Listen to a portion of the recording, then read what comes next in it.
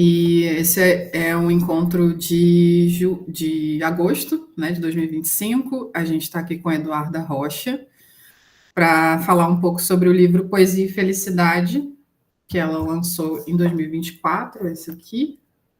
Poesia e Felicidade, uma leitura de Angélica Freitas, Cecília Pavon e Fernanda Laguna, pela editora Macabeia, né? A Eduarda faz pesquisa de pós-doutorado, né, pela FAPERJ na UFRJ, é doutora em estudos literários pelo programa de pós-graduação em Linguística e Literatura pela UFAL, Universidade de Alagoas, tem mestrado em estudos literários e graduação em letras espanhol e literaturas de língua espanhola, também na mesma instituição. Tem experiência na área de letras, com ênfase em poesia brasileira contemporânea, poesia argentina contemporânea, crítica literária feminista, literatura e estudos de gênero e feminismos. Também é tradutora, né? Ela fala um pouquinho dessa experiência, inclusive, no livro. E realizou um pós-doutorado sobre políticas do desejo na poesia de Fernanda Laguna entre 2022 e 2023. Né? Também é pesquisadora do Laboratório de Teorias e Práticas Feministas e do Laboratório da Palavra, ambos no PAC, UFRJ, PAC, que é com 2 Cs, PACC, PAC UFRJ. Então, assim, é um prazer muito grande te ter aqui hoje, Duda. Agradeço por você vir compartilhar com a gente. E vou te passar a palavra, depois a gente vai ter diálogos, perguntas, tá? Mas fique à vontade para compartilhar o que você quiser sobre esse processo de pesquisa e escrita desse livro. Então, bom dia, gente. Eu que queria agradecer, né, o convite, é uma alegria estar aqui com vocês. A gente escreve um livro para ser lida mesmo, para ter essas trocas, né? Então, fiquei muito feliz mesmo com o convite. Adorei. Quando a Elisa me perguntou se eu topava, eu disse óbvio na hora. Enfim, uma alegria estar aqui com vocês. Então, vamos de poesia e felicidade. A gente combinou de falar um pouco do processo, né, de escrita, Elisa, da pesquisa e da publicação. Então, para começar, eu queria contar, acho que vocês devem ter visto na introdução, né, que esse livro, ele surge a partir da minha tese de doutorado, né? Ela tinha um outro título, que se chamava La literatura es algo muy frágil, as poéticas desacralizadoras de Angélica Freitas, Cecília Pavon e Fernanda Laguna. E aí, esse livro também, ele foi inscrito num edital, né, para ser publicado. Eu concorri no edital da Lei Paulo Gustavo, que é uma lei nacional, mas cada estado tem o seu edital. Então, eu fui contemplada pela Lei Paulo Gustavo lá de Alagoas. Eu inscrevi a tese, né, e é importante falar isso, né, porque é um livro feito com dinheiro público, e essas leis, elas financiam diversos projetos literários, então vocês também podem se inscrever e participar para dar oficinas de literatura, tem fomento para iniciativa de leituras, de clube de leitura, e até publicação de livros também literários. Então, se alguém aqui escreve, não sei, poesia, narrativa, conto, tem também categorias que contemplam, né, essas escritas, e vale super a pena, né, porque a gente consegue pagar todo o processo de edição do livro e também se remunerar como autora, que é algo muito raro nesse mundo da edição e da escrita, né, que raramente a gente paga por esse trabalho, né, a gente às vezes ganha os direitos autorais, que é algo bem ínfimo, mas não tem um pagamento pela escrita do livro, né? Então, vale super a pena, né, concorrer a esses editais, e foi assim o caminho, né, da publicação desse livro. Tem outra lei também, a Lei Aldir Blanc, que financia esse tipo de iniciativa, e vale a pena ficar ligada aí nessas coisas. Então, eu submeti, né, a tese ao edital, e depois que eu fui contemplada, eu fui modificando esse texto para transformar num livro que fosse lido por um público mais diverso, né, fora dessa bolha acadêmica. Então, a minha tese tinha um primeiro capítulo que era teórico, que eu fazia um percurso pela historiografia literária feminista, um pouco sobre o apagamento das mulheres no cânone, até chegar na contemporaneidade, em que a gente já não pode mais falar de um apagamento, né? Que há um boom da produção de mulheres. Em mais ou menos de 2018 para cá, né, a gente vive um outro momento nessa escrita de mulheres, que a gente já não é mais uma minoria, digamos, no mundo da publicação, embora em algumas instituições, sim, se a gente for pensar em termos de Academia Brasileira de Letras e coisas desse tipo, ainda há uma disparidade enorme, né? Mas, ao menos no âmbito da publicação, a gente já não pode dizer mais que não tem mulheres publicando, porque, sim, a gente ocupou esses espaços de diversas formas, né? E a partir de diversos suportes também, iniciativas como o Islã das Minas e etc. Eu vou falando sobre como, nesse capítulo, eu discutia, né, que foi cortado do livro, eu discutia um pouco essas mudanças, né, do apagamento da publicação até chegar nessa contemporaneidade com várias formas de circulação da poesia. E aí, esse capítulo acabou saindo porque ele era muito isso, teórico, né, de discutir textos mais acadêmicos, e eu queria deixar o livro com uma pegada assim mais leve, que pudesse ser lida por pessoas, por qualquer pessoa, independente de ser acadêmico ou não. Era uma preocupação minha que fosse um texto mais leve. E aí também teve outras mudanças, né, significativas. Por exemplo, o capítulo da Angélica Freitas era o último na minha tese, não era o primeiro. E ele era bem maior. Eu falava também do Hilkshake, que era o primeiro livro da Angélica, né, que ela faz uma brincadeira aí com esse poeta clássico da tradição alemã, né, o Hilke, da tradição de língua alemã, que na realidade ele não é alemão, mas ela inclui o Hilke no cardápio de lanchonete, né, fazendo uma brincadeira com essa aproximação do nome dele e a palavra milkshake. Então, ela publica o Hilkshake, e nesse livro ela dialoga com esse cânone da modernidade e ri um pouco desse cânone, tem brincadeiras com vários poetas, com Mallarmé, com Pound, com a Gertrude Stein, com William Blake, enfim. E aí eu acabei deixando mesmo no livro só as análises de Um Útero é do Tamanho de um Punho, que é um livro que dialoga mais diretamente com questões feministas, né? A gente pode dizer que ele é um marco na poesia brasileira contemporânea, que tem um antes e um depois, né, na nossa poesia, depois da publicação de Um Útero. E é um livro totalmente dedicado a questões de gênero. É a primeira vez que uma escritora se dedica a escrever um livro integralmente sobre essas temáticas, né? A gente não é que não houvesse poetas feministas, evidentemente, a gente tinha várias, né? Antes da Angélica, Ana Cristina César, Hilda Hilst, enfim, uma lista imensa, Adélia Prado. Mas, assim, é a primeira vez, digamos, que alguém se dedica a escrever um livro inteiramente com essa temática explicitamente, digamos, com um objetivo prévio, né? E Um Útero, ele também é fruto de um edital, né, de público. Ele é um livro que surge a partir de uma bolsa de criação literária que a Angélica Freitas ganha pela Petrobras, né, pela Lei de Incentivo à Cultura.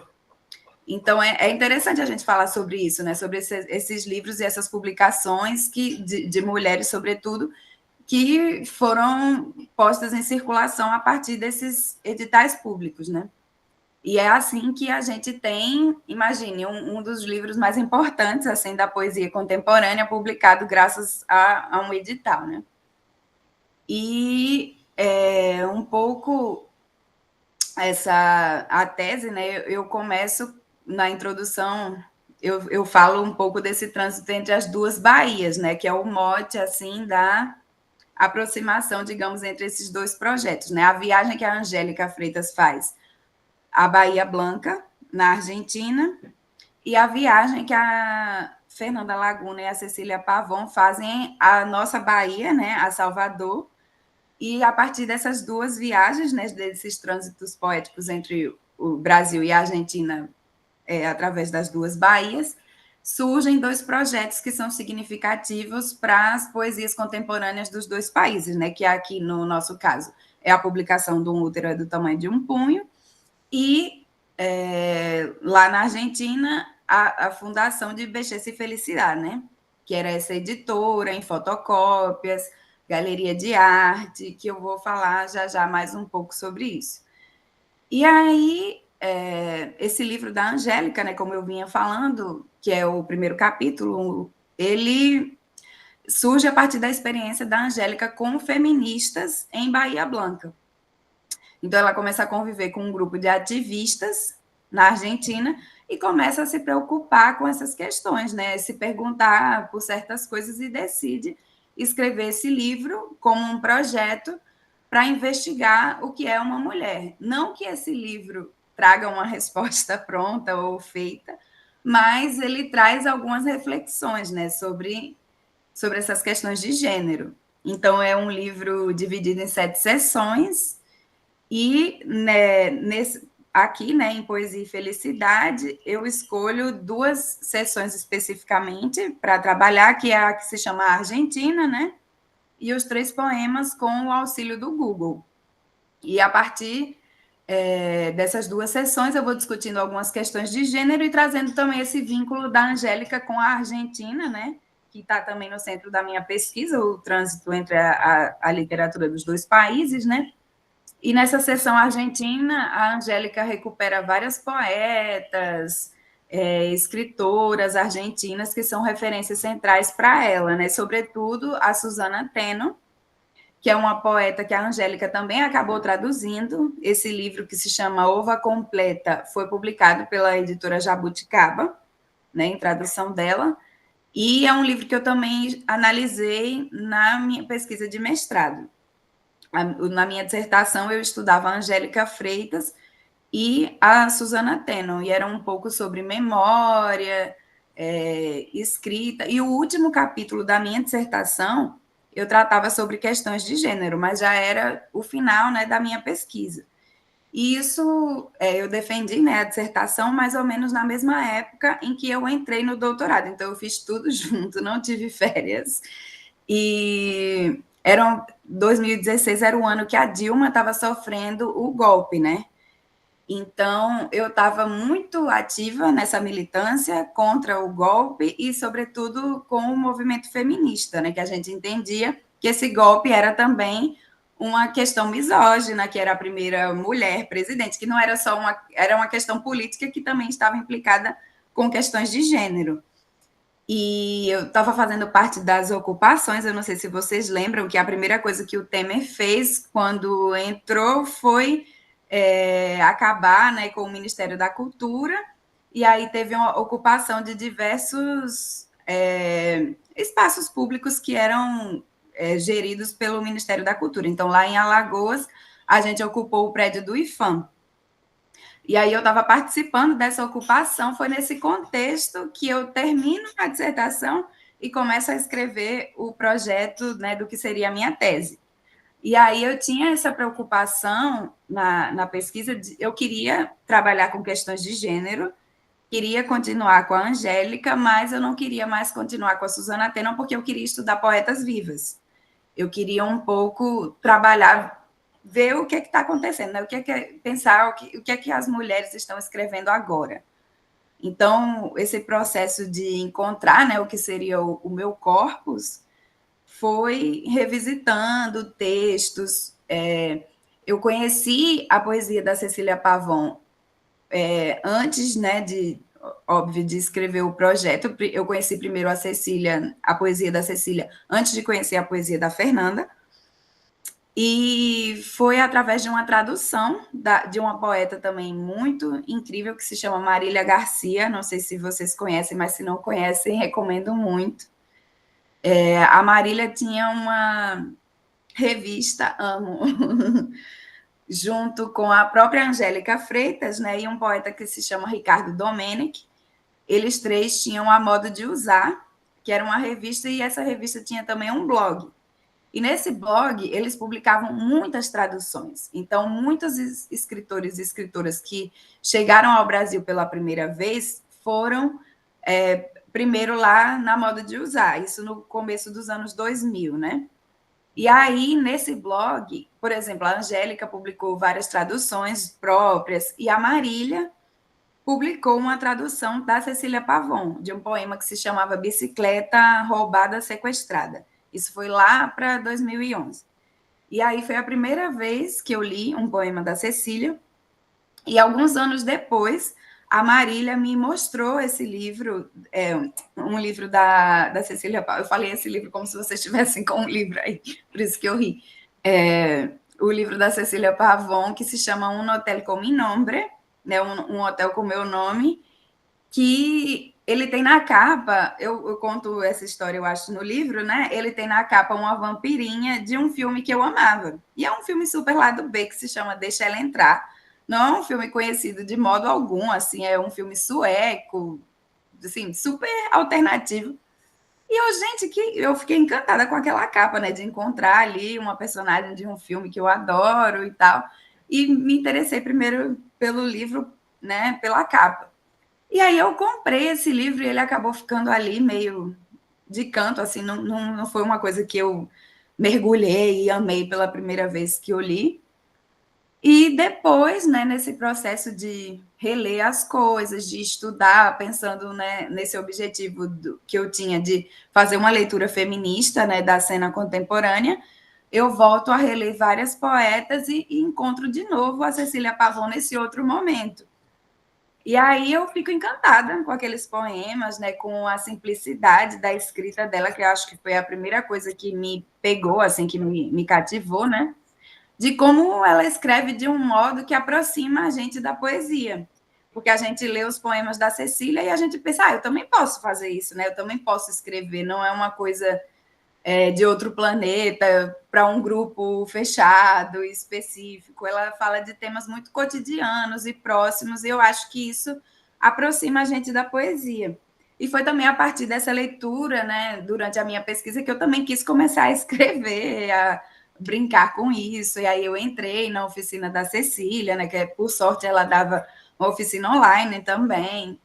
Então, esse trânsito de fazer a pesquisa me levou também um pouco para tentar começar a escrever poesia e também para a tradução, né? Porque aí eu traduzi também as duas poetas que eu estudei, né? A Fernanda Laguna e a Cecília Pavon.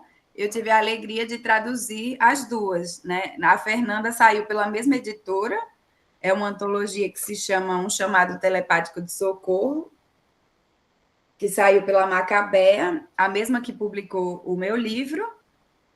E o livro da Cecília, que eu procurei, não estou com ele aqui, ele se chama Fantasmas Bons e saiu pela Macondo Edições. É uma reunião de 2 livros dela, que se chama Querido Livro e A Crítica de Arte. E esse da Fernanda é uma antologia que passeia desde o começo da produção dela, lá nos anos 90, no final dos anos 90, até poemas inéditos lá na Argentina. E o projeto gráfico é todo feito com obras dela, né, que a Fernanda é artista visual também. O projeto gráfico do meu livro também é feito com obras dela, né? Essa capa é uma obra dela com filtro. E dentro também, na divisão dos capítulos, aquelas imagens são também obras da Fernanda. Tudo que aparece aí gráfico dentro do livro são obras dela. E foi um pouco assim, né, que eu cheguei a esse tema. Aí, a partir dessa leitura da Cecília Pavon, eu fui também voltando para outros poetas dessa geração que a crítica argentina chama de poesia dos anos 90, e comecei a ler várias delas, e foi aí também que eu comecei a ler com mais dedicação a poesia da Fernanda Laguna. Então, foi um pouco esse o processo que eu cheguei até esse corpus. Eu fiquei encantada, né, pela poesia das duas, e disse, não, eu quero estudar isso. Eu lembro que quando eu li o poema da Fernanda sobre o absorvente, eu morria de rir, dizia, tipo, eu nunca tinha lido um poema na minha vida sobre um absorvente, então eram coisas que eu disse, não, aqui tem material para trabalhar, eu quero estudar isso, e fui entrando, pesquisando, descobri Bexesse e Felicidade, porque eu não fazia ideia do que era, né? Só tinha lido os poemas da Cecília, mas não sabia em que contexto, por exemplo, esses poemas tinham sido escritos. E eu acho que quando a gente sabe disso, a gente olha também para esses poemas com outros olhos, porque é diferente ler isso num pedaço de papel, né? Tipo uma fotocópia. Eu estou aqui com algumas edições para mostrar para vocês como era. Deixa esse Felicidade. eram essa editora que elas fundam, inspiradas na literatura de cordel, né?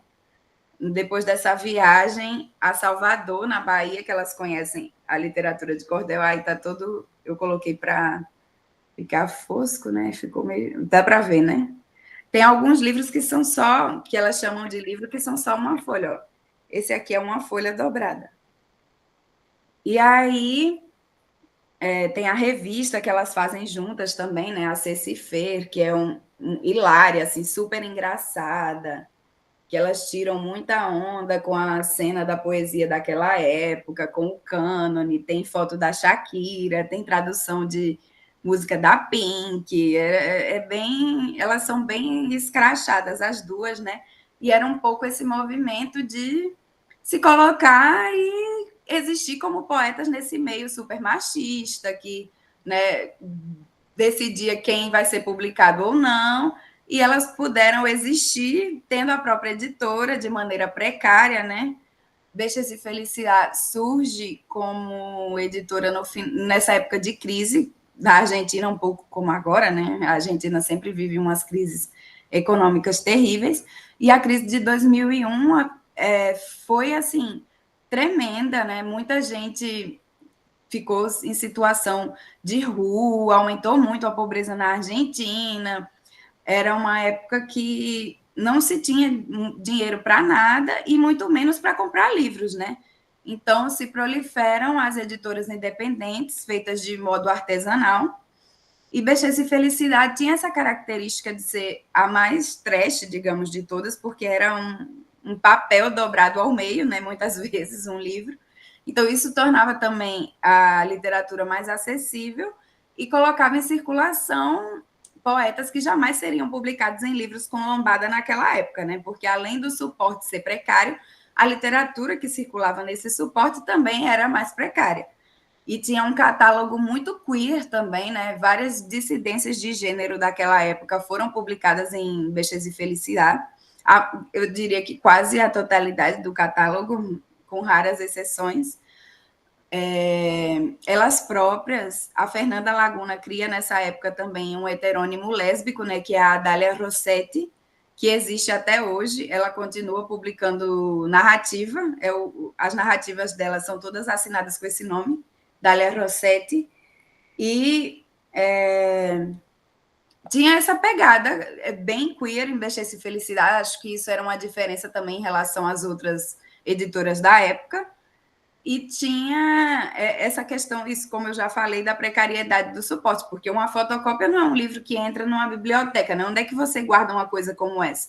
E não é feito para durar também, né? Um papel que, se cair água, ele rasga fácil, ele é um suporte frágil, né? Então, esse suporte precário dialogava também com aquilo que era dito nos livros publicados com esse suporte, né? E aí, isso permitiu que elas continuassem publicando e colocassem em circulação, como eu disse, essa outra literatura, né? E foram muito atacadas quando começaram a publicar, coisa que também aconteceu com a Angélica Freitas aqui no Brasil, né? Todas foram acusadas de não fazer poesia, de serem idiotas, enfim.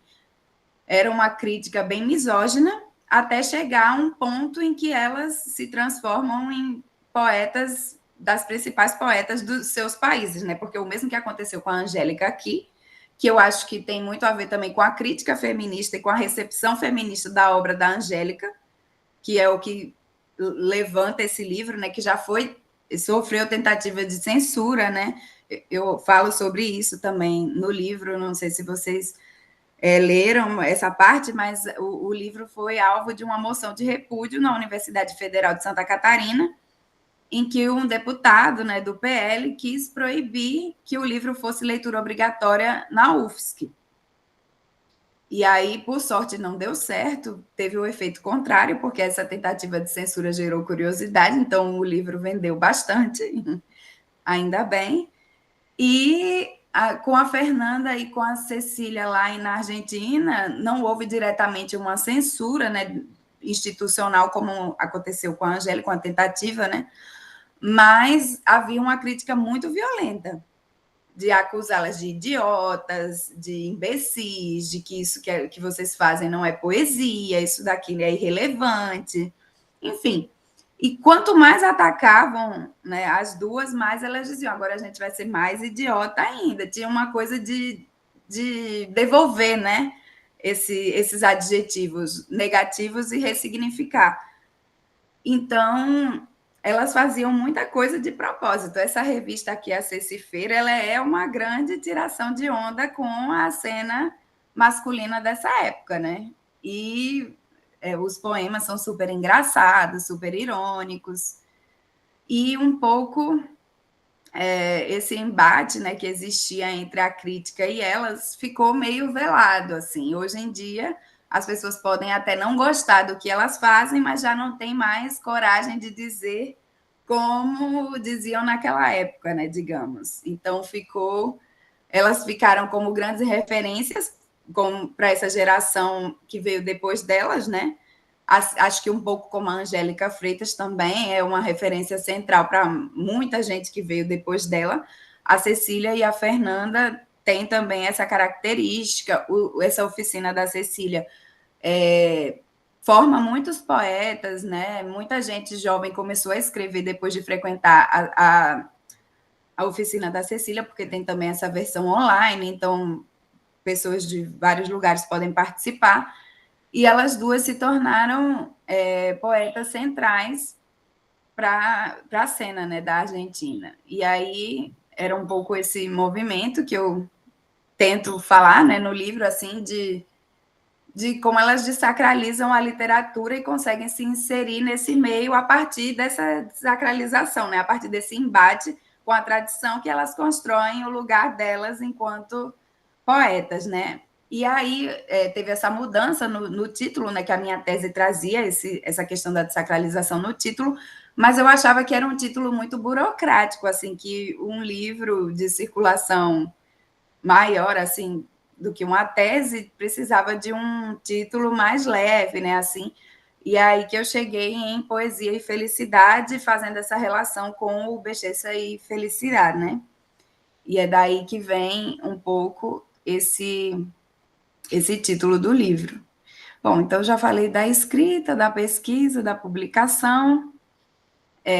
Aí o livro está dividido em 4 capítulos, né? Esse primeiro sobre a Angélica, o segundo sobre o projeto mesmo de Bexesa e Felicidade, que eu conto como, né, surgiu a editora depois dessa viagem delas à Argentina, falo da revista, né, da Cecifer, falo dessa cena literária, do embate, né, com essa tradição.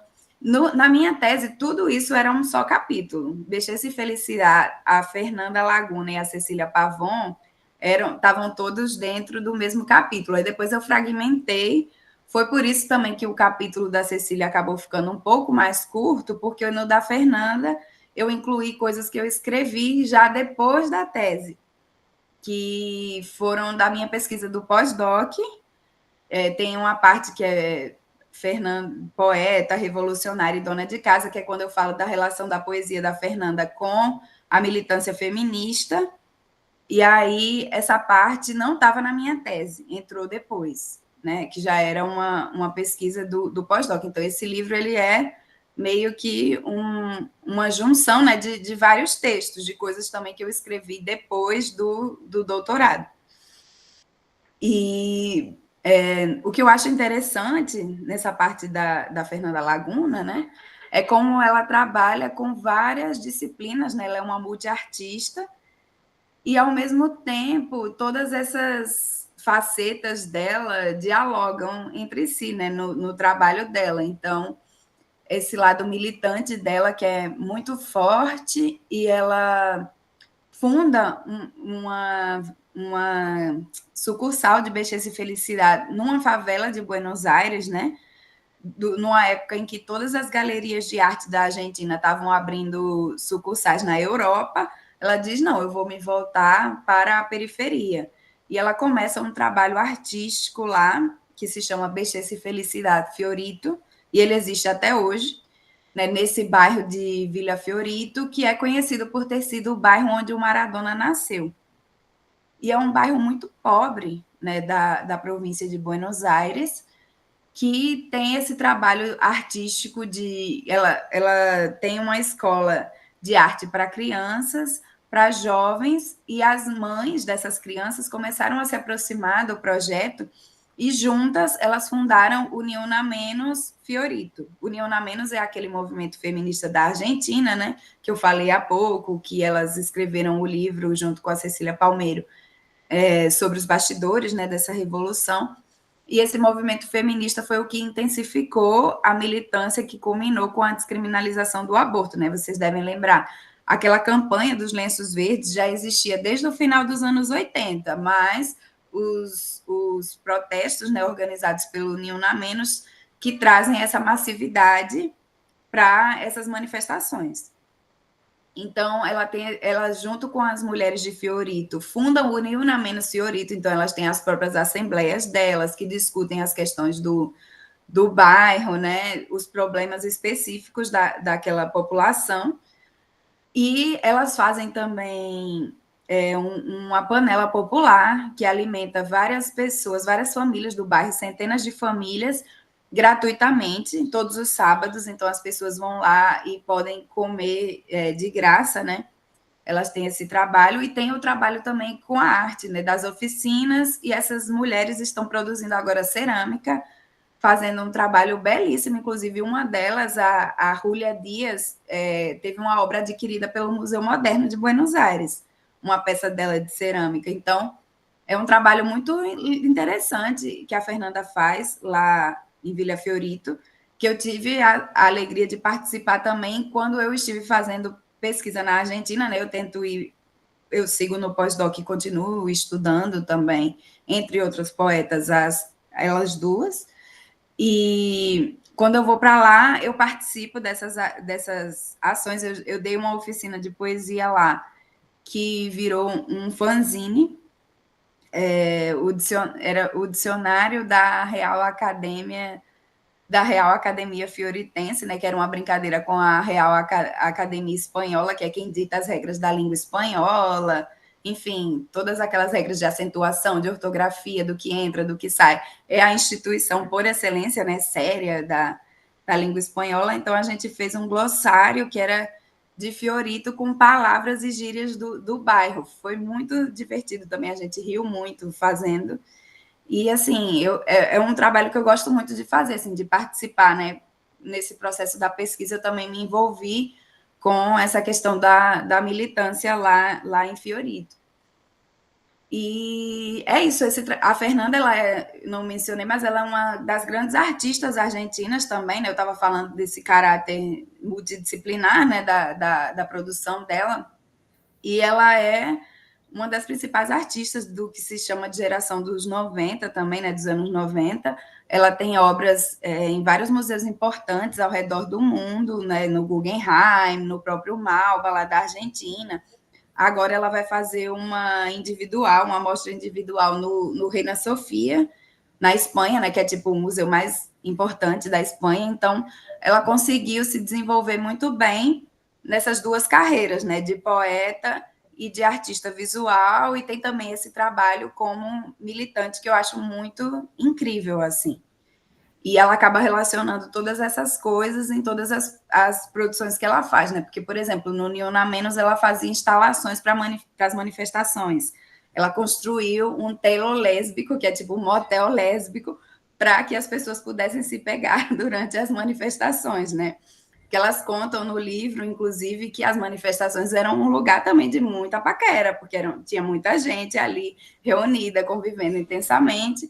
Então, um pouco para ligar essa questão da militância ao prazer, claro, irônico, né? E é engraçado também, mas tem essa questão de militar pelo prazer, pelo direito, né, ao gozo e tal. Ela organizou o Orgasmaton, que era uma convocatória para que todas as mulheres se proporcionassem um orgasmo à meia-noite do 8 de março, assim, para começar a manifestação, todo mundo, né, nessa pegada. Então, claro que tem essa coisa do humor também, né, um pouco em tom de piada e tal, mas que elas levam a sério e trazem essas coisas também para as manifestações, né? E nesse livro que ela vai lançar, o Mareada Sem La Marea, ela conta esses bastidores, assim, com detalhes de todas essas fofocas que aconteciam, as coisas da manifestação. Tem essa parte histórica, né, de contar os marcos do movimento, mas tem também toda a parte da fofoca e, enfim,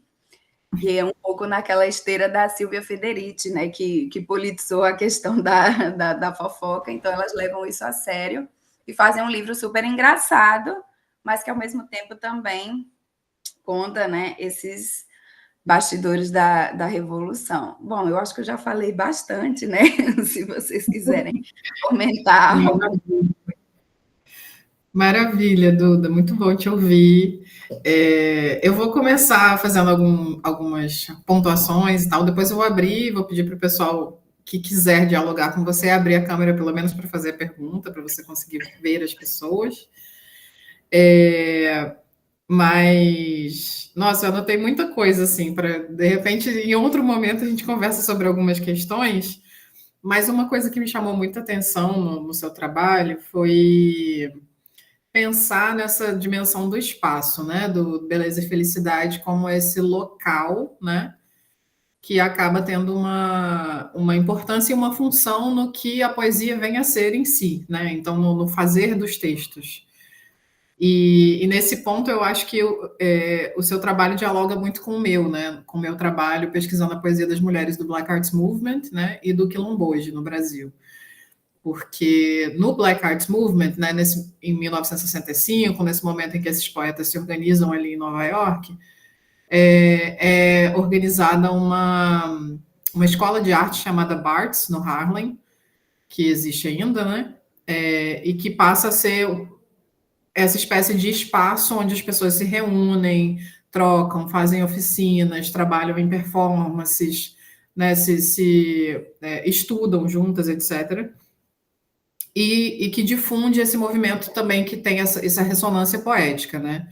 No caso do quilomboje, eu fiquei pensando no Centro de Estudos Afroasiáticos, né, que foi formado em 73, na Universidade Cândido Mendes, né, que hoje em dia funciona num outro local do Rio, né, mas que era um local onde vários desses ativistas do quilomboje, do movimento negro ali naquela época, relatam se reunir, né, e conversar e fazer eventos, principalmente porque no contexto da ditadura, né, era muito complicado se reunir em determinados lugares. Então, estar em um lugar que tinha um aspecto também de ambiente de pesquisa, dava uma certa segurança para esses ativistas e poetas, né?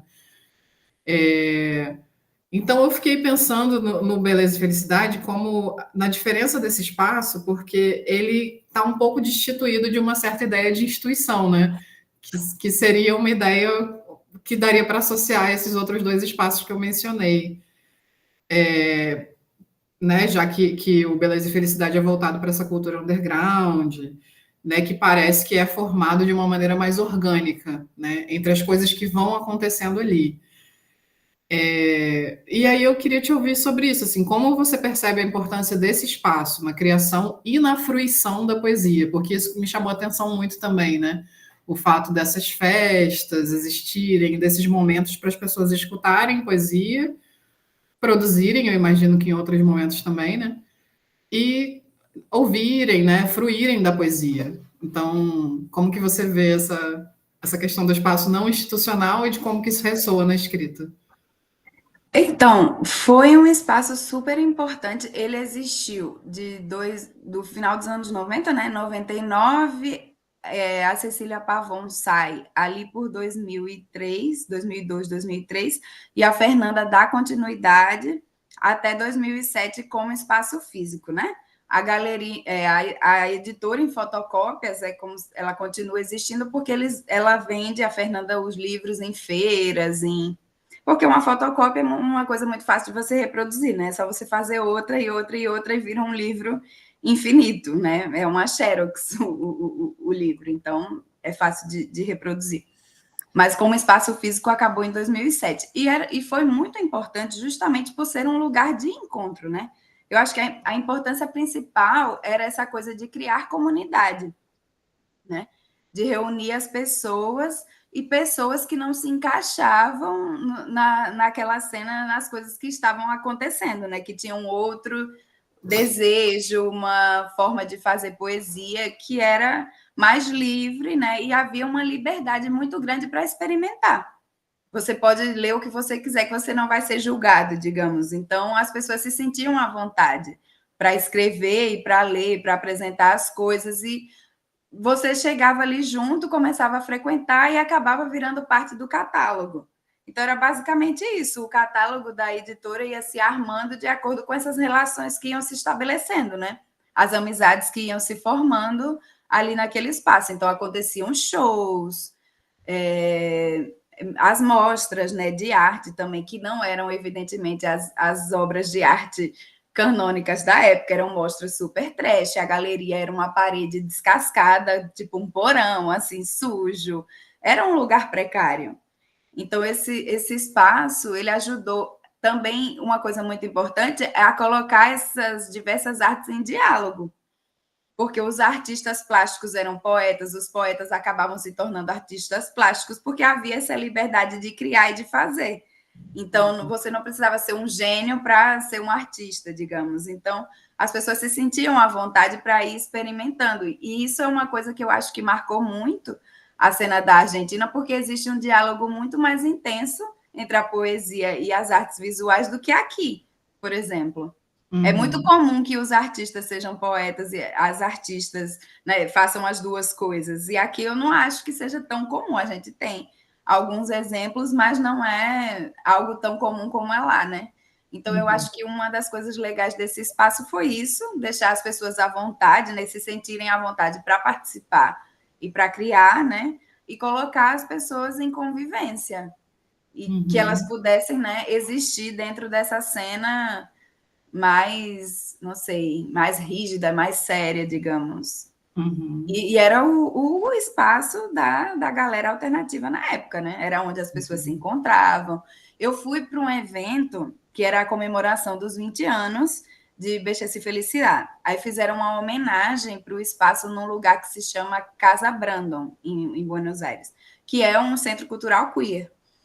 E a pessoa que é dona do espaço, né, que se chama Lisa, é uma pessoa não binária, essa pessoa conta que conheceu a companheira em Bechez e Felicidade e que foi a partir disso que juntos fundaram a Casa Brandon. Então, vários lugares de Buenos Aires surgiram a partir desses encontros e dessas coisas que aconteciam dentro de Bechez e Felicidade, né? O Brandon existe até hoje, é um dos principais lugares assim, de encontro e confraternização da comunidade. Tem show, tem leitura de poesia, tem de tudo lá. Então, é só um exemplo, assim, mas tem várias editoras pequenininhas também que são filhas, né, desse projeto, que usam essa estética do fanzine, é algo muito, muito, muito comum em Buenos Aires, se autopublicar, fazer os próprios fanzines. Eu acho que tudo isso é um legado que vem desse projeto, né, do sucesso desse projeto. Muito legal. Que vontade de voltar lá. Poder visitar esses lugares que Bom, você a vai gente vai poder mencionando. ouvir a Fernanda falando sobre tudo isso na Sim. quinta. Outra coisa que eu gostei muito de ler, assim, na sua introdução, foi quando você fala que essa sua experiência na militância, né, e tudo mais, mexeu com o tom da sua escrita, né, e como você escreveu esse texto, depois você retorna ao texto e pensa, não, eu não quero falar nesse tom, eu quero mudar o tom do meu texto, né, e aí você traz em vários momentos essa dicotomia entre a noção de obra de arte e as práticas artísticas, né? Que você está estudando e abordando aqui, para compreender a produção poética no Brasil e na Argentina, né? Aí a minha pergunta que eu fiquei pensando foi pensar a poesia como prática, talvez também como praxis, para recuperar um termo do Paulo Freire, muito usado pela Bell Hooks também, né? É um contorno feminista ao estudo da poesia? Como é que você vê essa questão de Com pensar? certeza. Com certeza, e eu acho que é isso, né? Tirar desse lugar da obra, de pensar no conjunto, mas pensar nessa prática, né? Porque tudo isso faz parte por exemplo, se não fosse, imagine, é um texto que acaba sendo muito coletivo, né? Você faz para ser lido em voz alta, tinha essa coisa de escrever de manhã e publicar à tarde, lembrando sempre que publicar é imprimir uma página dobrada ao meio, grampeada, né? Então, isso muda a noção de livro, muda o que a gente entende como poesia, muda o que a gente entende como literatura, né? Então, eu acho que com certeza, porque era uma forma de resistência mesmo, de você poder existir naquele ambiente, fazer o que elas fizeram, mas ao mesmo tempo elas eram consideradas idiotas por fazer isso e despolitizadas. As pessoas diziam que Bechet e Feliciar não tinham caráter político, porque elas não estavam escrevendo, sei lá, diretamente, digamos, falando da crise Manifestos e tal, diretamente. né? Tem uma frase icônica da Fernanda que ela diz: mas eu sou a crise. Tipo, eu estou fazendo aqui, trabalhando com esses materiais todos precários, porque é o que dá para fazer. Uhum. Quando uma vez que um crítico exigiu dela essa postura, né? Por que vocês não falam da crise? Ela, mas eu sou a crise. Uhum. Né? Tipo, eu não tenho dinheiro para nada. Hoje, claro que a situação é bem diferente, né? A Fernanda é uma das principais artistas da Argentina, então ela com essa parte das artes visuais, ela conseguiu se estabelecer e ganhar muito dinheiro, mas naquela época não, elas eram Uhum. duas pessoas classe média, assim, que Uhum. estavam Uhum. passando necessidade, como toda a classe média estava naquela crise de 2001, né? Que as pessoas não tinham Uhum. trabalho, tudo estava muito inflacionado, enfim. Então, eu acho que sim, tem tudo a ver, é uma forma Uhum. de prática feminista, essa escrita, né? E esse modo como essa escrita é feita, e a questão do tom que você mencionava é porque isso, eu escrevi esse texto com muita raiva, né? Em todo esse contexto. O começo do meu texto, principalmente esse primeiro capítulo que eu falei que não entrou, ele tinha essa raiva, tinha essa coisa assim, ai, feminista, militante, escrevendo com raiva sobre esse movimento, sobre tudo isso que aconteceu. E depois a gente amadurece, né? Fica um pouco mais velha e vê também que dá para modelizar, mas eu acho que tinha a ver também com a época e com o momento que eu estava vivendo, né? Aquilo Uhum. ali. Então, eu acho que a minha tese ela tem um tom bem mais agressivo do que esse livro. Entendi.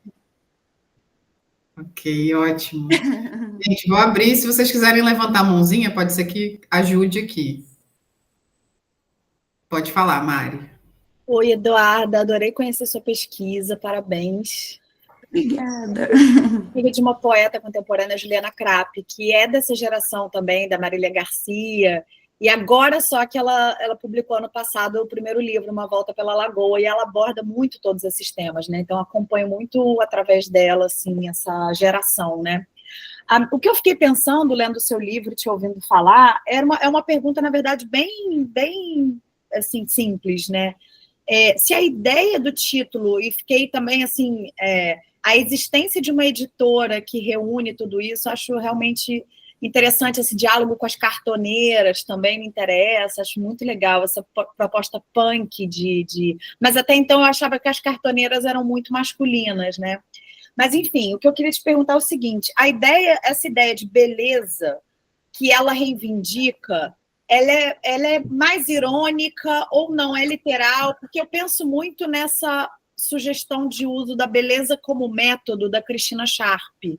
Fiquei pensando muito nisso, esse livro dela, né? Esse daqui quando o livro inteiro não tinha sido traduzido ainda, mas tem já o todo traduzido, Notas do Dia a Dia, em que ela propõe essa reivindicação da beleza, busca da beleza como método, né? Nesse sentido, essa editora ela tem alguma relação com essa ideia filosófica, estoica, enfim, aristotélica, da beleza ou não? É simplesmente uma proposta política esse título, beleza?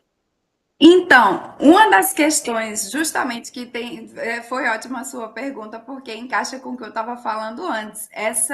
Uma das razões por considerarem as duas tolas e idiotas era justamente esse título. Né? Que diziam, mas como no momento de crise como esse vocês estão falando em beleza e felicidade? Vocês estão loucas, são duas idiotas, tipo, o que é isso? O título surge a partir de um poeta, na verdade ele era também estilista, artista visual, que era o Sergio Delof, que era um poeta gay muito famoso naquela época, que sempre abria vários lugares em Buenos Aires, e ele faz um comentário sobre... Elas lançam uma plaquete que se chama Fácil, que eu falo sobre essa plaquete no começo do capítulo, né? É a primeira coisa que as duas fazem juntas. Elas fazem uma amostra para ser realizada no espaço desse Sergio Delof, lá em Buenos Aires. Era o Café Remis Paris. E aí, no final, elas colocam um agradecimento para ele, né? Gracia, Sergio, the Queen of Beauty, the Queen of Happiness. Aí elas fazem essa brincadeira com o Sergio Delof, e quando vão abrir o local, elas lembram disso e pegam essas palavras pela homenagem que tinham feito para ele. É daí que vem também. Mas, claro, quando elas vão contar essa história, tem o sentido de por que escolher as duas palavras, né? Que é uma homenagem também para ele por causa do fanzine. Mas tem uma entrevista que a Cecília fala, inclusive, que ela diz: o que é que o movimento operário quer? Todo mundo quer beleza e felicidade. Que eu lembro também de uma bandeira do MST, que sempre sai, ao menos nas manifestações lá em Maceió, que eles dizem que está escrito assim: a ordem é ninguém passar fome, progresso é o povo feliz. Então, tem essa ideia de tornar essas categorias políticas, né? De pensar a felicidade, a beleza de modo político, sim. Sim. Mas, claro que não enfim, a beleza hegemônica, nem até porque o que elas faziam e o próprio lugar se confrontava com uma ideia hegemônica de beleza, né? Então, tem a ver com o que você está dizendo, embora não fosse assim programático, digamos. Sim. Né? Não é que elas foram ler Aristóteles para pensar o nome do lugar, mas tinha essa coisa de dialogar. Imagine um lugar totalmente precário que vende coisas baratas, que vende de calcinhas a obra de artes com o nome Beleza e Felicidade. Então, isso já tinha uma estética punk, né? Na escolha desse nome. E, ao mesmo tempo, política também, mas que era vista justamente como despolitizada. E queria saber também se você tem alguns PDFs, como são obras meio garimpadas, né? Se você podia disponibilizar alguns PDFs, não sei. Os poemas? Algumas amostras, além dos que estão no seu livro, claro. Tem algumas digitalizadas, eu posso sim. Tem uma biblioteca que digitalizou muitos livros de Beleza e Felicidade, eu posso passar para vocês.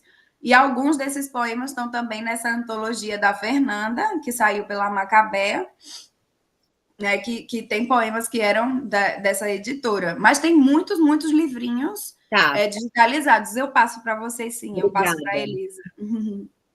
Imagina. Maravilha. Mais alguém? Priscila? Olá, bom dia, Eduarda. Bom dia. Primeiramente, queria parabenizar você pelo trabalho também, dizer que foi uma alegria conhecer a poesia da Cecília Pavão e da Fernanda Laguna a partir do seu trabalho.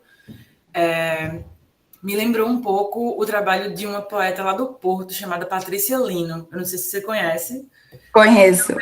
Que também trata dessas questões geopolíticas com humor, com ironia e tal. Enfim, para ecoar um pouco a pergunta da Mariana, me chamou muita atenção as palavras, né, os temas do teu trabalho. Eu não lembro a última vez que eu vi uma pesquisa acadêmica que falasse de felicidade. Não lembro a última vez que eu vi, para pegar o gancho do evento que você está divulgando, pesquisas acadêmicas sobre amizade. São temas que tipo, não aparecem, eu pelo menos não vejo tanto, sabe? E aí fiquei pensando também em como tem sido a recepção do seu trabalho, né? Você falou um pouco sobre a recepção do trabalho das poetas que você estuda, mas como tem sido a recepção do teu trabalho pensando também o fato de que você trabalha com poesia contemporânea latino-americana, que eu também acho que, assim, se a gente for pensar 10 anos atrás, não era algo tão comum de ver na academia, embora eu acho que está mudando também nos últimos tempos, ainda bem. E a outra questão que me chamou muita atenção, que eu queria pedir que você falasse um pouco mais, se você não se importar, é sobre... você falou um pouquinho no início sobre esse seu processo de pesquisadora para tradução e para escrita, né? Foi um trecho da sua introdução com que eu me identifiquei bastante, essa questão da... Como é que eu posso dizer? De como o encontro com essas poetas fez com que você se sentisse autorizada à poesia, né? São poetas que convidam você a escrever. Eu até marquei aqui. Você escreve um trabalho, né? Me dava a sensação de que tudo pode se transformar em um poema. E aí, mais para frente, quando você inicia sua análise do poema da Fernanda Laguna, você fala, que você também mencionou antes, de como escrever é desacralizar, deixar de sentir respeito pela poesia, né? Eu me identifiquei muito com isso também e fiquei pensando em o que é que faz a gente se sentir desautorizada à poesia, né? Quais são os processos que levam a gente a achar que a poesia é algo inacessível, o que tanto como leitora, porque eu digo isso por experiência própria, eu passei muito tempo da minha vida achando que eu não sabia ler poesia, que era algo inacessível para a minha compreensão, e mais ainda para a escrita, né? Então, esses dois pontos me chamaram a atenção, e se você pudesse falar um pouquinho mais, eu agradeço. Obrigada, Priscila, pela pergunta. Então, sobre a recepção do meu livro, eu acho que, assim, pelo menos lá dentro do meu ambiente acadêmico, foi boa, né? Digo, lá na UFAL, eu ganhei o prêmio UFAL de tese do ano, né? Que eu publiquei a tese. E não sei, assim, acho que as pessoas que estão lendo têm gostado. Por exemplo, Elisa hoje me chamou para vir aqui, agradeço de novo o convite. Isso, tem algumas pessoas que têm lido o texto têm me dado retornos positivos, assim. E acho que nesse sentido do que você comenta também, de ser um texto sobre temas que não são tão comuns, né? Quando eu comecei a pesquisar a Angélica, lá no começo do mestrado, tinha gente que olhava para mim e dizia: é sério que você vai estudar isso mesmo? Eu escrevi a primeira dissertação sobre a Angélica Freitas, então era um pouco assim, as pessoas me olhavam meio torto, como se eu estivesse fazendo uma maluquice, sabe? Assim, como assim você não vai estudar, sei lá, Clarice Lispector, Cecília Meirelles, você vai estudar Angélica Freitas? Tinha isso no começo. Hoje já não mais, porque acho que, como você disse, está bem comum. Acho que a Angélica já é uma poeta super estudada e a poesia contemporânea também cada vez tem mais trabalhos, inclusive sobre poetas bem mais jovens do que a Angélica, né? E acho que isso daí cada dia vem mudando, como você mencionava. Mas no começo, sim, eu já ouvi comentários de me olharem torto e de questionarem: você vai pesquisar isso mesmo? Sabe? Com a Fernanda e a Cecília também aconteceu isso, porque não tem tantas teses e dissertações sobre elas. O meu trabalho de referência é o livro da Cecília Palmeiro, que é essa que vem junto com a Fernanda na quinta-feira. A tese dela fala também sobre o Bexer e Feliciar, mas não tinha muitos trabalhos acadêmicos sobre elas, assim. Então, acho que é um movimento de algum mais recente ainda do que com a Angélica Freitas, de pensar essa poesia mais institucionalmente. Agora, eu já conheço outras pessoas que têm estudado, principalmente a Fernanda Laguna, acho que por esse caráter, né, multidisciplinar da poesia dela, que abre para ter trabalhos tanto nas artes visuais como também na literatura, né? Ela tem sido até mais estudada do que a própria Cecília Pavon, a Fernanda. Mas realmente não eram trabalhos comuns e já recebi uns olhares meio tortos. Na Argentina é menos comum do que aqui estudar poesia contemporânea. Lá a academia é bem mais rígida e séria, e isso tem mudado mais recentemente, mas acho que a passos mais lentos. Aqui já é muito mais comum. Eu acho que a maioria dos trabalhos do meu grupo de pesquisa, se não a totalidade, é sobre poesia contemporânea, assim. Acho que é raro quem não está estudando poesia contemporânea hoje. Está meio que um boom, né? Aqui, talvez. Mas lá, não tanto. É como se ainda fosse algo, sabe, de um grupo pequeno, que a gente acaba se conhecendo, todo mundo, porque justamente por ser um grupo pequeno. E o que você falava sobre a escrita, né, o que é que faz a gente se sentir desautorizada, eu acho que é isso, essa construção toda da poesia, né, canônica como algo sério, as referências de poesia que a gente tem, né, que é como se você precisasse ter não sei, um domínio específico da linguagem, né, que não é algo que qualquer pessoa poderia fazer, digamos. A gente senta para estudar os grandes. Por exemplo, se a gente for pensar com quem a Angélica dialoga nesse livro, Pound, esses escritores todos, aquilo é um negócio, não é fácil, você não lê e entende aquilo facilmente, digamos. Né? Então, eu acho que por toda essa tradição da poesia como algo hermético, cheio de imagens a serem decifradas, digamos, a gente, né, eu acho que todo esse cânone contribui para que a gente pensasse, né, sei lá, vários movimentos ao longo da história, o parnasianismo, né, sei lá, tem muitos movimentos ao longo né, da historiografia, né, literária, se a gente for pensar, que colocavam mais a poesia num lugar sublime do que de aproximação do cotidiano. Né? Eu acho que isso começa a mudar um pouco no modernismo, se a gente estiver pensando pelo menos no Brasil, né? E tem também uma poesia que se aproxima mais da oralidade, das gírias, que rompe com a gramática normativa, mas eu acho que esse ideal de poesia como algo sublime foi sendo construído ao longo da história, né? E principalmente se você é uma mulher, aí já começa, mas esses temas são bobos, não são temas da poesia, não são temas relevantes. E acho que essas mulheres contribuem para a gente aproximar mais a poesia do cotidiano, sei lá, de temas que são possíveis para a gente, né? Digamos, mas não é que a gente só possa escrever sobre isso, mas que esses temas se tornam também parte, né, de possibilidades de escrita, sobretudo para sujeitos que estão sempre implicados com trabalhos de cuidado, com atividades domésticas, que, como a Cecília fala na entrevista que eu incluí, né, nesse livro, que ela diz que a mulher não é um sujeito trancado no escritório escrevendo, ela está sempre implicada com os cuidados com os outros, você escreve no tempo que dá. A Anzaldúa fala sobre isso também na carta às escritoras latino-americanas, né?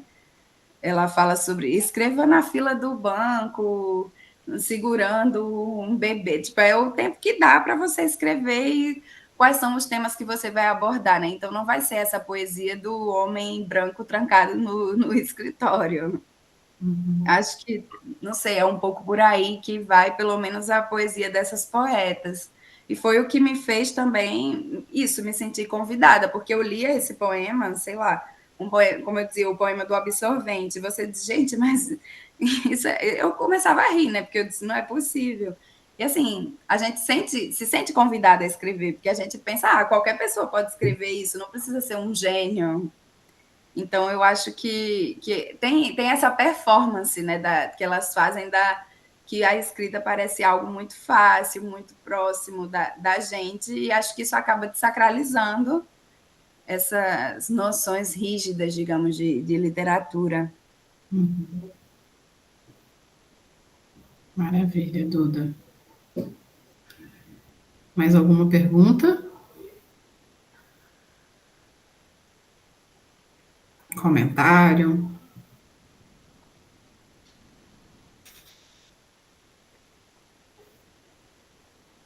Se não, eu vou fazer mais uma. Ou enquanto o pessoal pensa, né? Para trazer mais alguma questão. Eu fiquei pensando muito nesse aspecto do cotidiano, né, que você traz no seu trabalho, como ele está, como ele entra nessa poesia, né, que é um aspecto temático, né, que essas mulheres vão costurar ali nos textos. E eu fico pensando, né, estudando a poesia de autoras brasileiras negras, em como a oralidade opera, né, que seria um aspecto estilístico, né, nesses textos poéticos. Eu me pergunto isso lendo sobre essas poetas argentinas, porque eu percebo a oralidade, né, e o português que a Lélia Gonzalez trouxe para gente, né, para pensar, como uma marca estética que essas mulheres escolhem empregar nos seus textos, né, de poesia contemporânea. Então, eu fico pensando nessas. Não sei se. Você falou do glossário, por exemplo, né, que foi um trabalho coletivo de criar essa espécie de dicionário de expressões daquela região periférica, mas não sei se. Eu não vi nos poemas que estão aqui no livro, né, mas existem poemas em que entram essas palavras mais periféricas, esse aspecto da oralidade mais marcado nos textos, ou é uma coisa que realmente é uma marca mais do cotidiano do que dessa questão da fala da gente de lá? Sim, essa questão da oralidade, acho que não desse modo, né? Digamos, de incluir gírias periféricas e tudo mais. Apesar de que a Cecília, é isso, como você falou da questão do tema, né? A Cecília está sempre falando sobre o bairro do Once, que é um bairro periférico de Buenos Aires. Então, tem muitos poemas que se passam no Once, né? Ela caminhando pelas ruas desse bairro, que é um bairro que seria uma espécie de, sei lá, um grande Saara na Argentina. É um bairro onde vendem, onde vende vende de tudo, assim. É o bairro que cada rua, sei lá, uma rua é de coisas de festas, a outra é de, sei lá, lingerie, sabe assim, que tem ruas temáticas que vendem coisas. É um pouco assim, o bairro do Onça, é quando você vai para comprar bugigangas, coisas específicas, você vai lá, que é um pouco que a gente faz aqui com o Saara, né? É isso, ela mora nesse bairro. E aí, muitos poemas falam sobre isso, mas, assim, incluir gírias do bairro, eu acho que isso não aparece muito, nem na poesia dela, nem na poesia da Fernanda. Eu acho que a questão da oralidade está mais marcada pelo tom, Sim. né, por ser um poema muito próximo da língua falada, mas não necessariamente, eu acho, com a inclusão dessas expressões.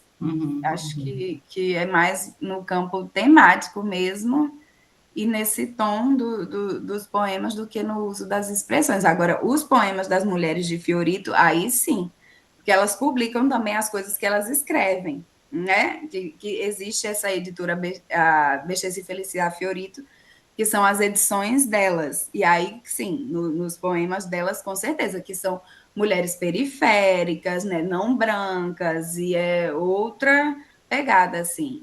Aí elas escrevem com a linguagem delas, com as gírias, com a ortografia, tipo, não passa por uma correção ortográfica, eles são publicados do modo como elas escrevem os livros, né, com essa linguagem delas, assim. Então, nas edições de Bexesse e Felicidade Fiorito, você vai encontrar isso muito mais do que na literatura da Fernanda e da Cecília. Embora a Fernanda também escrevesse com vários erros ortográficos e os poemas eram publicados assim, nas edições de Bexesse e Felicidade. E quando passa para o livro impresso, aí sim eles são corrigidos. Mas nas edições de Bexesse e Felicidade, elas vinham com erros ortográficos, com erros de digitação. Era aquela coisa para passar essa ideia, né, do isso foi feito rápido, assim, né? Foi feito sem um trabalho de escrever de dia e publicar à noite, que era o lema delas, né? Publicar de tarde. E aí era essa coisa rápida, instantânea, que não podia ser uma coisa muito polida. Então, os erros também marcavam né, esse modo de produzir, de fazer. Ótimo. Mais alguém? Julia? Fala, Julia, no microfone para a gente te ouvir um pouco.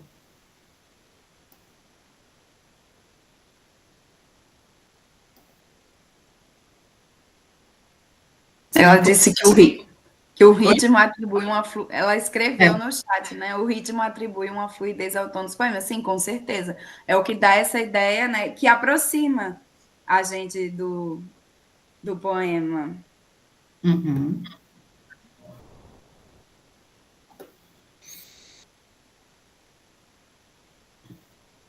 Ah, Júlia está com problema no microfone.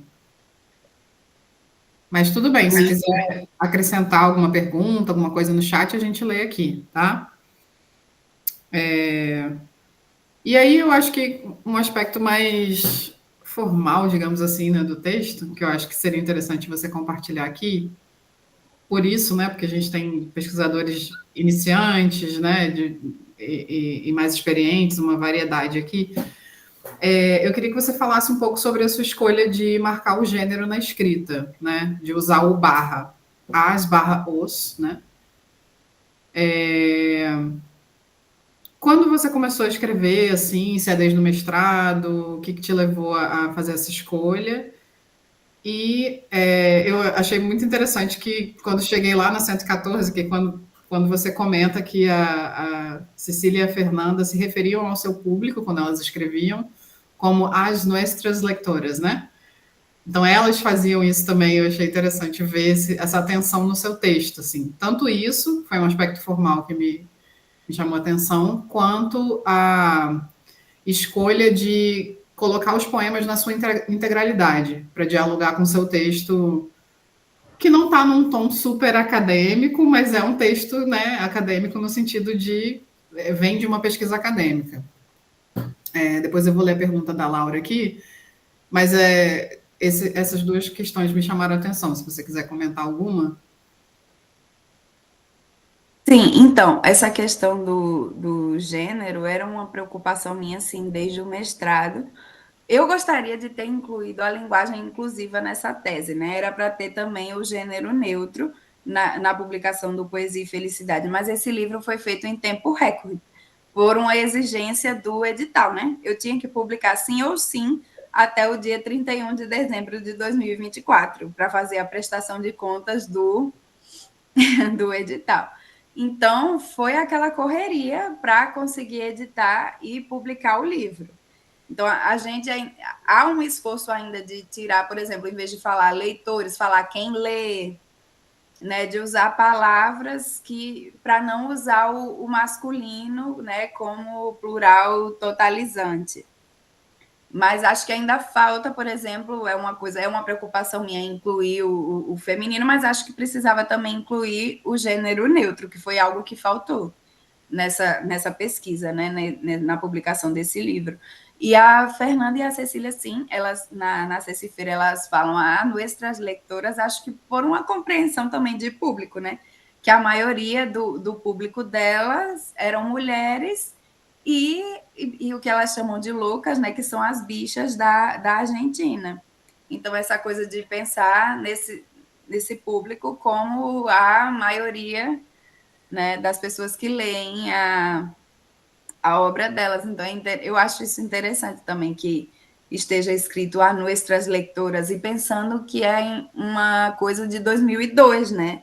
De muito tempo atrás, e essa consciência de público. Eu acho que a Cecília e a Fernanda tinham uma consciência feminista meio intuitiva no começo, que não era algo programático, né? Não era, mas que já havia, né, uma intuição de como se comportar nesse campo, o modo como elas lidavam com a cena da época, né, o embate com esses caras. Então, é como se elas tivessem já entendido muitas coisas, né, e se posicionavam em relação a isso sem, talvez, dar esse nome. Mas aparece na Cecifeira, elas falam, porque eu sou feminista e não sei o quê.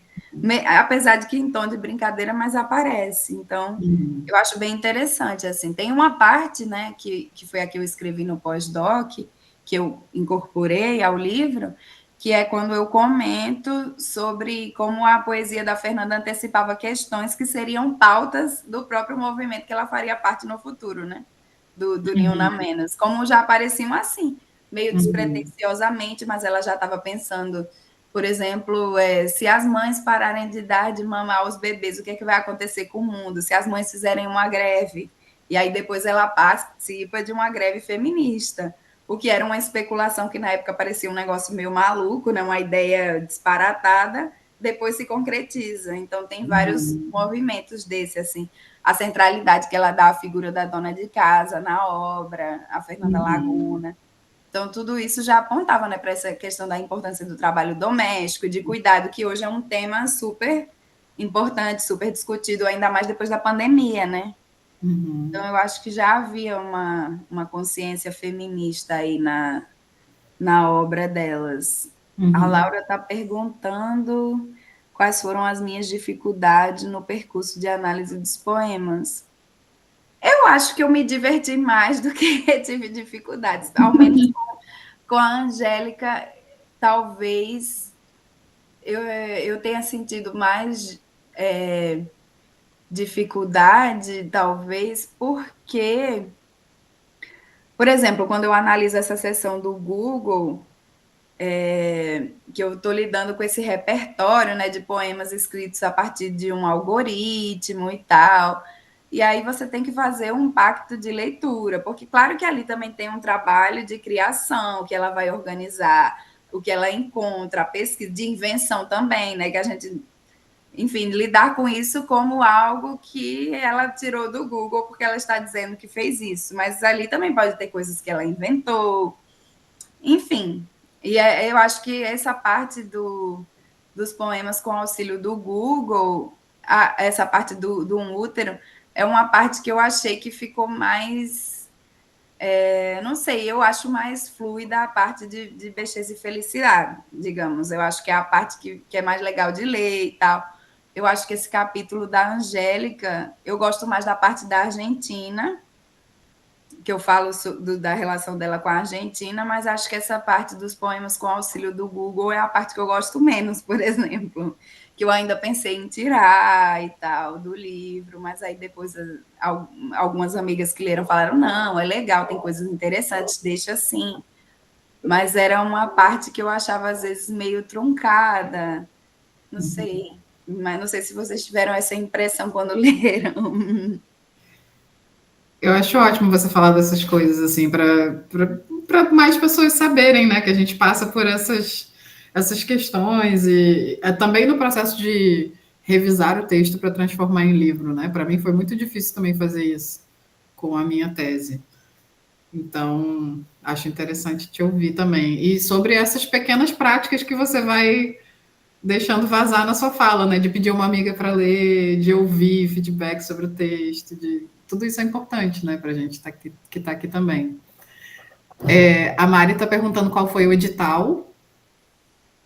Foi o edital da Lei Paulo Gustavo, lá de Alagoas. Aí aqui no Rio tem. Geralmente essas chamadas são no final do ano. Tem Paulo Gustavo e tem Aldir Blanc. Essas leis eu acho que elas são intercaladas. Um ano é Paulo Gustavo, no outro é Aldir Blanc.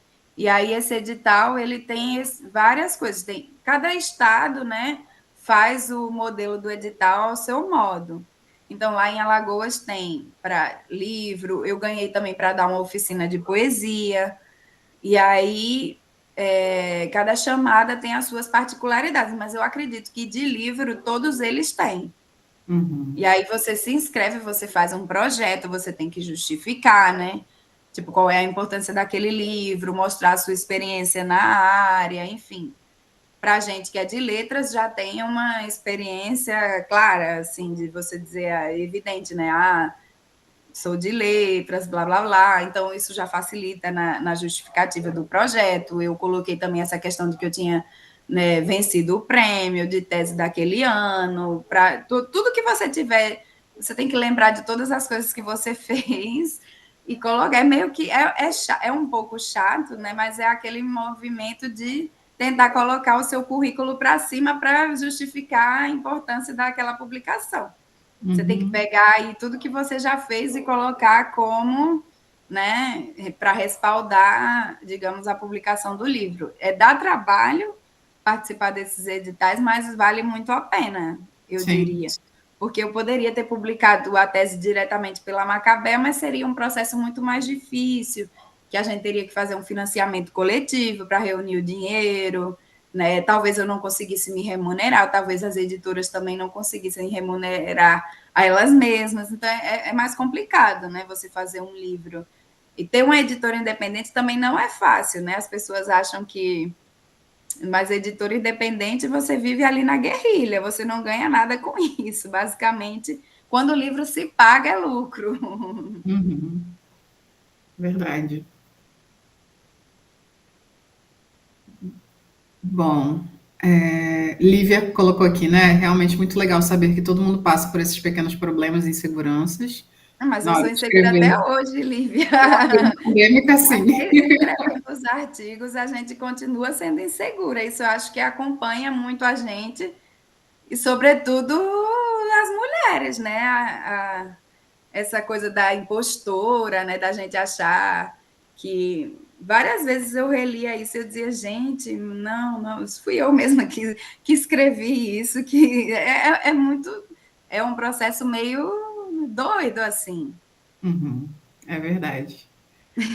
A Mari colocou aqui que não sabia que essas leis faziam livro de tese, mas... Então, que tem lá em Alagoas, tem uma que é para...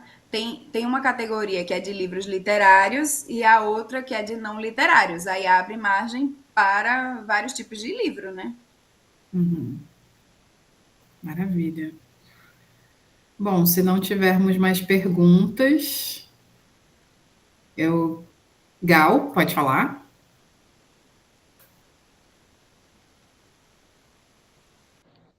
Bom dia. Bom dia. Eu queria fazer uma pergunta em relação. Eu achei muito interessante que você falou sobre a sua preocupação em estudar, em pesquisar, né, no caso, escritoras que ainda estão vivas, né? Eu achei isso muito interessante mesmo. E aí eu queria saber como tem sido a produção artística, tanto da Fernanda quanto da Cecília, em relação ao governo Milley, sabe, atualmente. Porque a Argentina tem passado por muitas situações, né, muito retrógrado, o que tem acontecido lá, e, tipo, elas passaram por tantas manifestações, elas foram militantes ativas, né, no governo feminista, que agora está sofrendo tantas sanções na Argentina. E eu queria saber se você sabe me dizer algo a respeito, eu fiquei com curiosidade.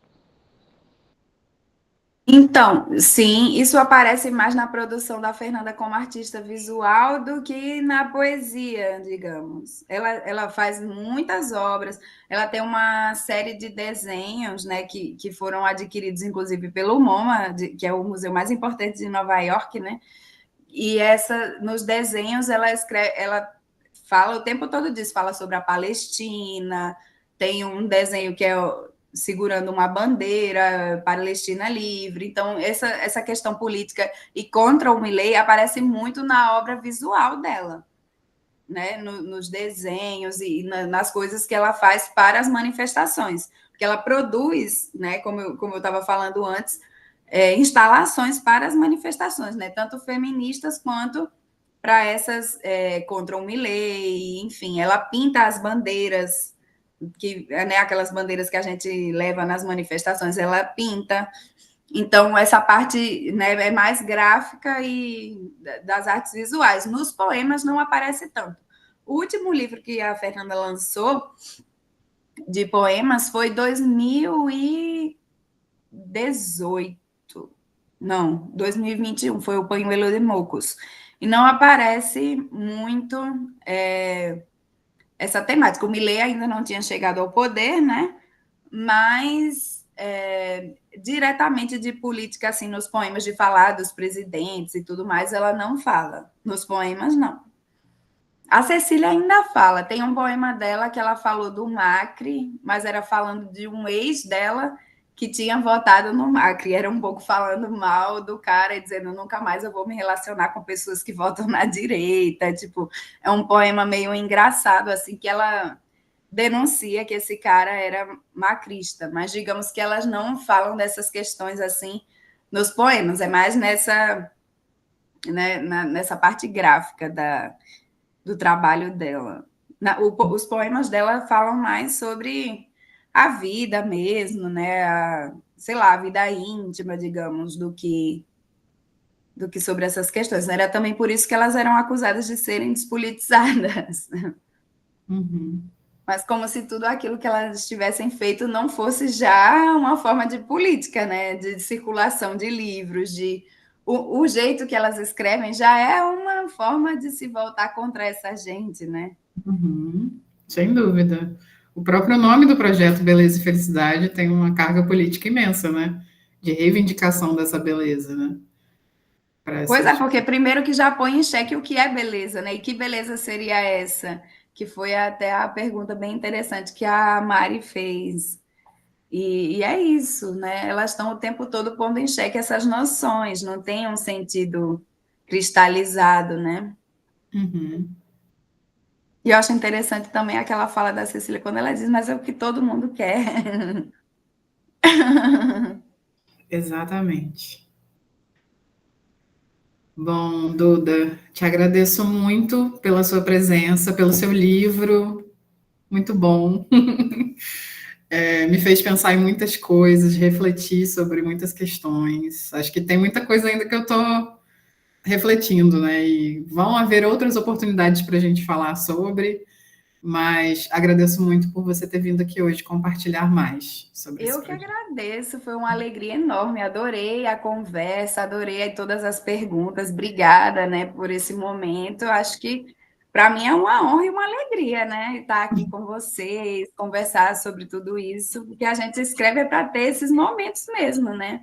Uhum. Para ser lida, para conversar, para trocar. Então, eu agradeço demais a você pelo convite, a todo mundo que veio, né, que enfim, dedicou um pouquinho do seu tempo para ler e pensar sobre essas coisas que eu escrevi. A felicidade é toda minha.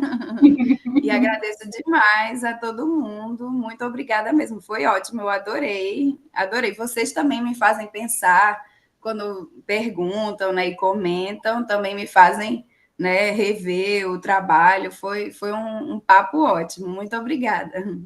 Maravilha, obrigada. Eu vou parar a gravação, mas vou